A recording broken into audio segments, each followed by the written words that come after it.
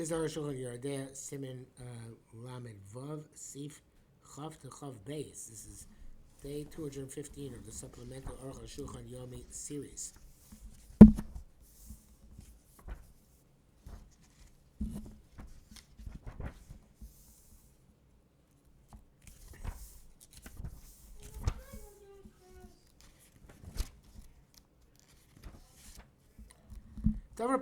It's obvious.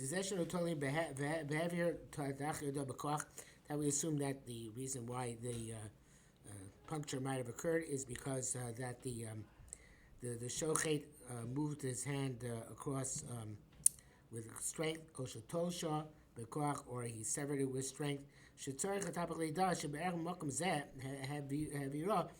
Approximately in this place, he moved his hand, or moved it with strength, or that he used the knife in that area. So too in the chest cavity, from the vein, I guess it is, whatever it is, it's called literally a string that you remove from the chest and above that towards the spine.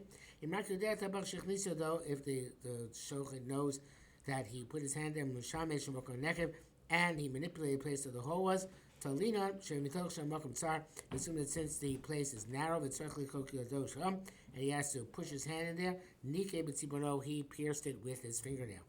The place, since it's particularly, I guess, susceptible to damage, you don't have to know that he actually moved his hand with strength. Other places which are not as susceptible, he has to know that he moved his hand around there with strength, or plucked it off the lung with strength. He doesn't know with extraordinary precision that his hand was actually in the place where the hole was. It's enough that he knows that his hands went in this area. Needs to show him where he found the hole. That's in the Simcha Chadasha. Even if a non-Jew took out the lung, and they found it pierced. The place where the person, the non-Jew, would have manipulated with strength, or have his or would have moved the knife there. It's not clear that the hand of the non-Jew was precisely where the hole is. It's possible that he manipulated somewhere near that. We are lenient that the hole indicates where the hand went. All these things are done by his hand. It's a paraphrase of some pasuk, I forget which one. If you have lots of holes, you can assume it has to do with the manipulation of the hand of the shochet. Just like with a wolf, like we said previously.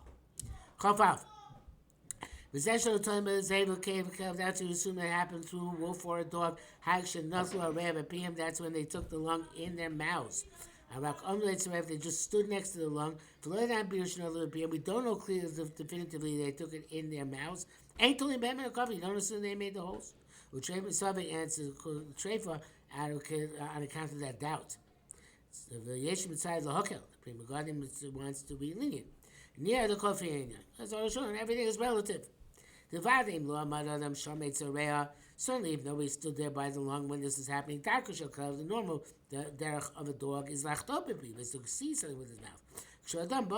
When he sees a person, he puts it down. But if a person is standing there, he doesn't normally grab with his mouth. If he sees with his mouth, this person would have sensed it. Before the check. But if it's after you check the lung, if the we didn't find any hole in the lung. Pshita, it's obvious. It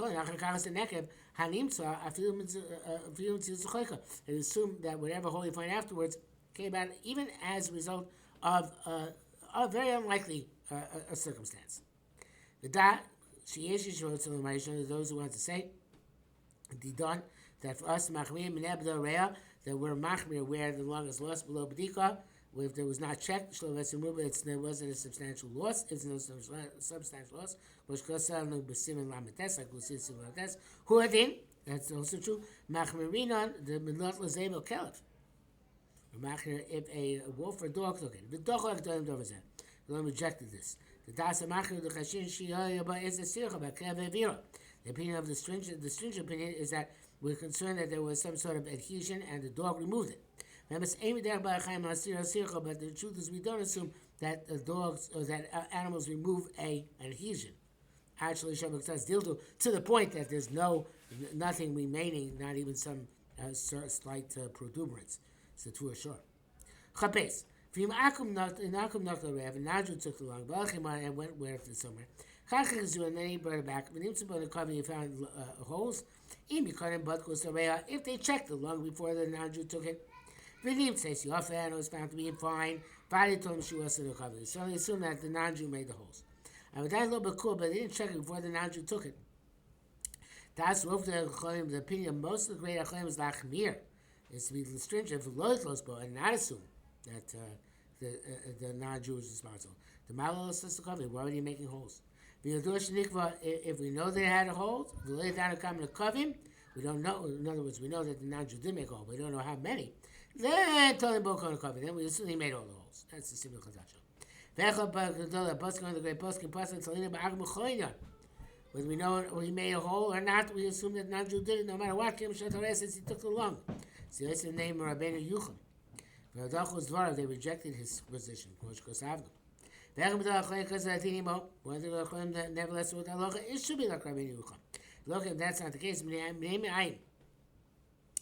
the intestines, we sell to non-Jewish, which don't require checking. If he does but according to those who are machmir, what are you going to do? Next day he'll come and see in front of them nekuvim that they have holes. The animal should be forbidden. We never found such a heard such thing. Somebody else said they the other. That after left our hands, I got into his hands. Well, he left with it. Something can answer it upon us. If we find holes, we say liberty made in order to answer it. Wow, it's crazy place.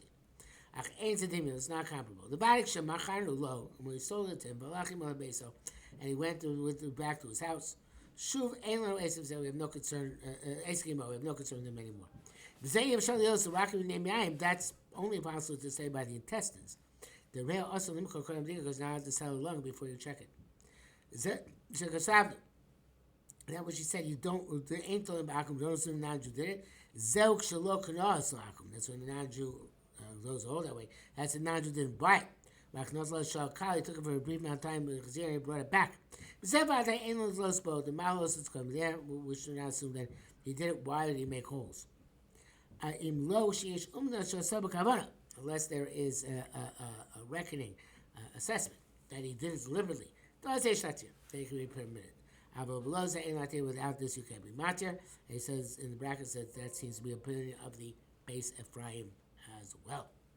That's it for today.